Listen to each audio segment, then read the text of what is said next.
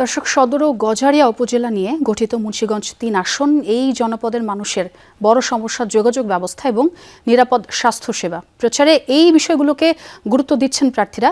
বাকি খবর জানবো সহকর্মী আরাফাত রহমান রায়হান সাকিবের কাছ থেকে। সাকিব, যে কথাগুলো বলছিলাম, দুটো সমস্যার কথা, যোগাযোগ ব্যবস্থা এবং নিরাপদ স্বাস্থ্যসেবা, এই দুটি বিষয়কে গুরুত্ব দিয়ে কিভাবে প্রচারণা চালাচ্ছেন প্রার্থীরা, সেই খবর জানাবেন।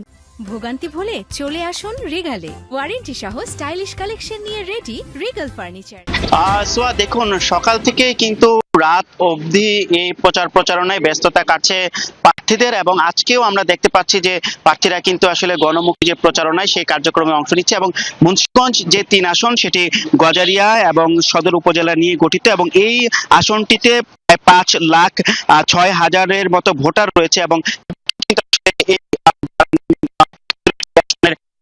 প্রায় ৮ জন প্রার্থী, তারা কিন্তু আসলে তাদের যে উন্নয়নের প্রতিশ্রুতি দিচ্ছে, এবং যেই উন্নয়নের মধ্যে অন্যতম এই জায়গার আন্তঃযোগাযোগের যে সড়কগুলো রয়েছে সেই জায়গাগুলোতে উন্নয়ন করা এবং একই সাথে স্বাস্থ্যসেবা নিশ্চিত করা। আমার সাথে এই মুহূর্তে রয়েছেন 11 দলীয় জোটের প্রার্থী নুর হোসেন নুরাইন। আমরা একটু জানতে চাচ্ছি যে আপনি যে প্রতিশ্রুতি দিচ্ছেন, মানুষের মাঝে কি সাড়া পাচ্ছেন?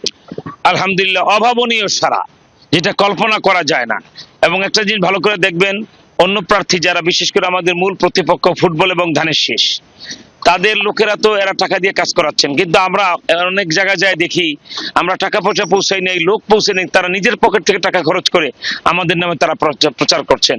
ইনশাল্লাহ আমরা আশা করছি মুন্সিগঞ্জ ৩ আসনে রিকশার আমাদের এই কি বলা হয় 11 দলীয় জোটের ভূমিধর বিজয় হবে। দর্শক, সহকর্মী সাকিবের মাধ্যমে শুনছিলাম মুন্সিগঞ্জ ৩ আসনের নির্বাচনী প্রচারণার খবর।